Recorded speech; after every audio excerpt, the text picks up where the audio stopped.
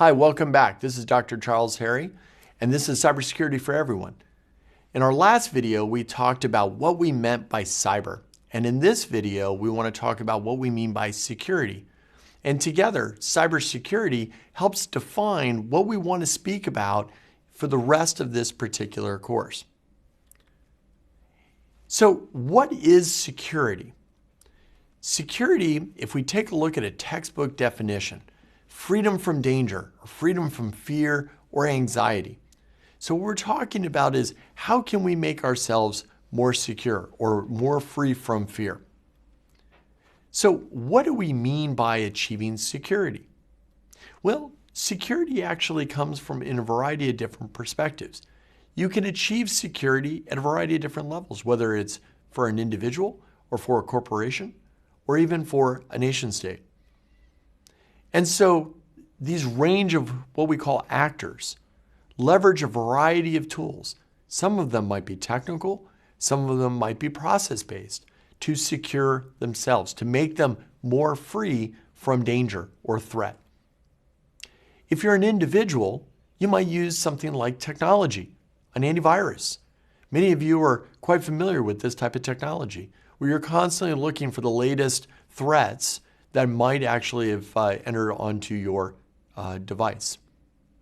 You might use an architecture change, things like changing up how your network is actually structured and built in order to better protect yourself. And you do that at an individual level, at your home network.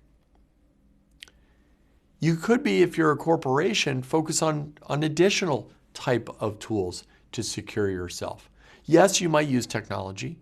Includes antivirus, but it might also include what we would call an intrusion detection system, a piece of software or an application that's running that tells you if someone has actually penetrated your network.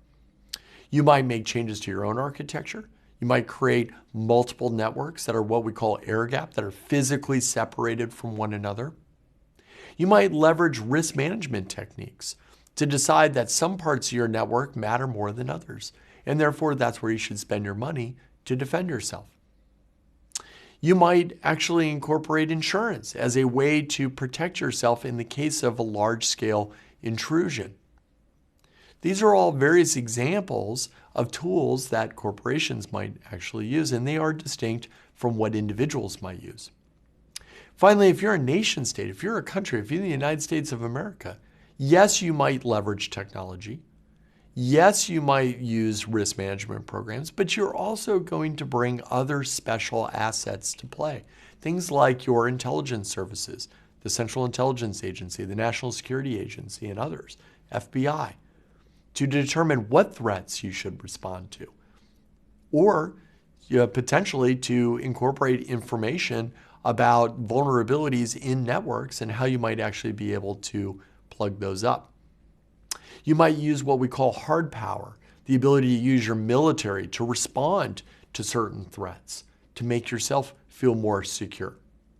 So security comes in a variety of flavors, and it comes in a range of different actors. So security can be obtained for individuals, security can be obtained for corporations and organizations, but it can also be obtained for countries writ large.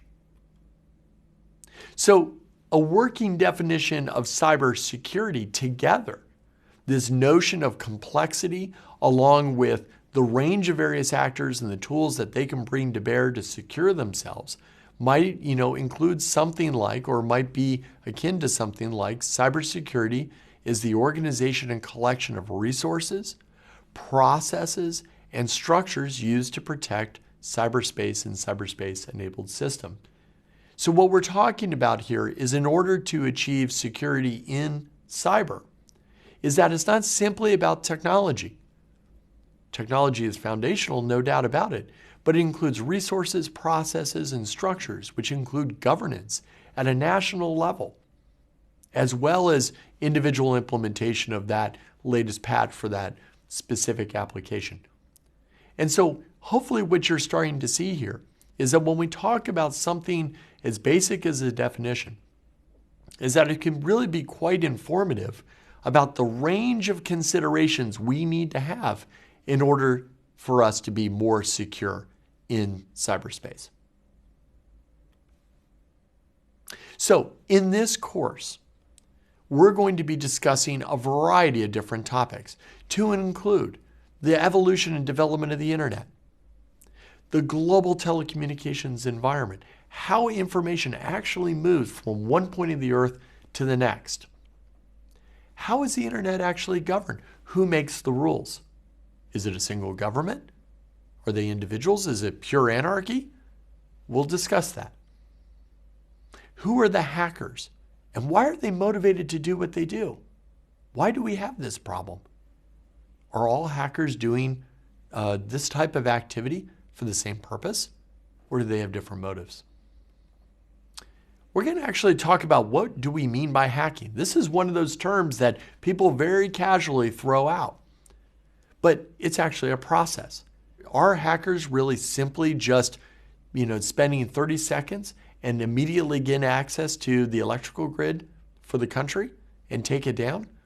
Or is it a much more methodical process that's actually much more difficult to pull off than what Hollywood would tell you? What are the effects that they can achieve? Are all hacks focused on the same end goal? Are they only about stealing information?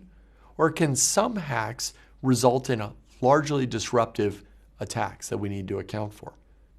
What I hope that you've taken away from the first couple of videos of this course is that cyber is much more than simply about the technology. It's much more than just the ones and zeros that we oftentimes hear about in popular media.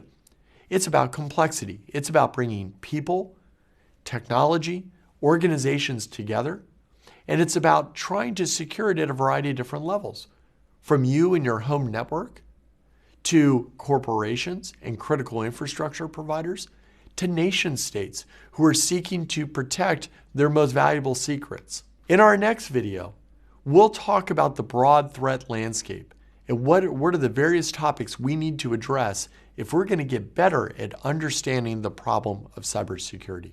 Thanks, and see you next time.